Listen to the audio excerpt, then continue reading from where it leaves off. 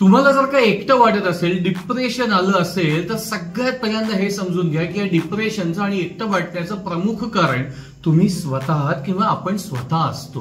काय होतं माहितीये का, आपल्याला खूप भीती वाटते कोणाला कसं विचारावं, कसं बोलावं. पण एक लक्षात घ्या, डिप्रेशन मधनं जर का बाहेर यायचं असेल तर सगळ्यात पहिल्यांदा लोकांशी कनेक्ट व्हायला लागा, लोकांबरोबर ओपन अप व्हायला लागा. दुसरी गोष्ट म्हणजे स्वतःला फिजिकली फिट ठेवा, चांगले कपडे वेअर करा, वेल ग्रूम्ड राहा. जोपर्यंत तुम्ही चांगले दिसणार नाही तोपर्यंत तुम्हाला चांगलं वाटायला सुरुवात होणार नाही.